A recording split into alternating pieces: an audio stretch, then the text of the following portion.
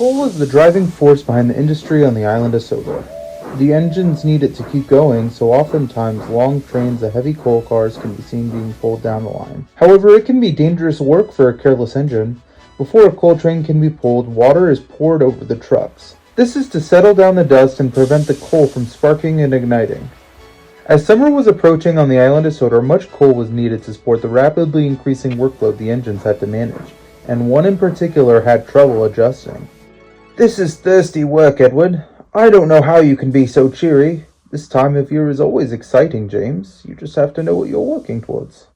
"I'm working towards a nice cool shed and a rest for my aching wheels, Edward." "Then all your actions today should work towards that." "I suppose I should get a move on then." "Wait, how is it that you're out today? I heard your driver had fallen ill." "I have one of the new drivers that was just hired by the Fat Controller. We're on a test run." "Oh, I see. Hope things go smoothly for you two on his first day." "Tell me about it, Edward." "Do be mindful, James. You have to pace yourself." "I'll be fine, Edward. So long as you have plenty of bootlaces and minimal leaves, I imagine that is so." As James pulled his coaches across the main line, he felt himself getting hotter and hotter. "This is taking forever." "Well, this is the local train, James. We have speed limits to abide by." This made James even more impatient still. Every time he tried to pick up his speed, his driver slowed him down. "Easy, James. We'll be done with the journey yet. And then we'll have the next one." James's driver just laughed, but James was in no laughing mood. Finally, he pulled into Knapford Station. "There, now this train is someone else's problem. Let's get a move on, driver."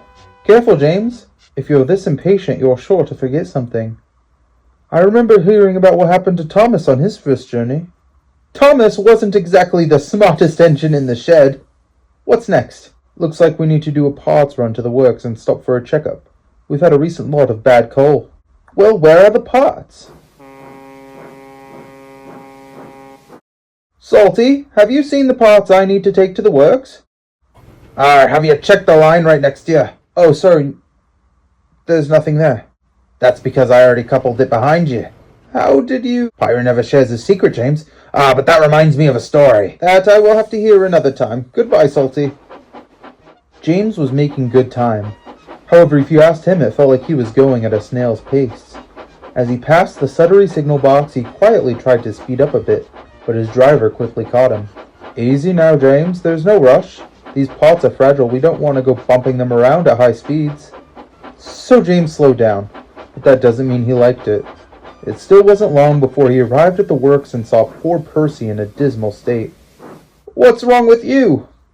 "Some of that bad coal got onto Thomas's branch line, and I had the first train today." "Poor dirty Percy." "Oh. Driver, what's next? Please tell me it's my final journey today."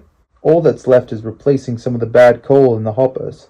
"A coal train? This is going to take forever." "Then we best not dawdle. They were testing to make sure it was good here, so it should be right over there." Now James knew he had to dampen the coal train with water before leaving, but his inexperienced driver did not. He coupled up to his coal trucks and moved with purpose down the line. The train stopped at many stations, but eventually they reached Elsbridge, where they found Thomas waiting with Annie and Clarabelle. "James, do you smell that?" "Smell what?" "That burning smell?" "Probably that bad coal. You should get your smoke box cleaned out before you end up like Percy, Thomas." "James, wait! Something's wrong. Your trucks are—" But James was already too far to hear Thomas. As James hurried down the line, he was quite excited to be home. "Nearly there, driver. We can both have a nice long rest. Just make sure we're being safe, James." "Of course." "James, stop!" "Why?" "Your trucks! They're on fire!" "What? How could— Oh dear!" James pulled to a stop and moved a safe distance away from his trucks. Bear began to roll past with some coaches. "Stay right here, James. I'll have my driver phone for help." Bear went by and James knew he was in trouble. A bit later, Edward arrived with the Fat Controller. "What is the meaning of my railway being set ablaze?" "I deeply apologize, sir. I'm not sure what happened to the train. It's my fault, sir." "Explain yourself, James." "I wasn't being safe with my trucks, and didn't take the time to water down the coal to make them safe to transport. And I didn't tell driver that was something we needed to do." "I see. Driver, I'll have you placed with a more trustworthy engine tomorrow. You may ride back with James to Tidmouth, where he'll be staying for quite some time." "Yes, sir." James set off as Edward began to clean up the mess. "I appreciate you taking the flak back there, James, but I told you all day to be safe. At least you'll get that time in the shed you wanted." James sat at home and thought to himself how he's going to be a much more responsible engine in future to prevent any more trials by fire.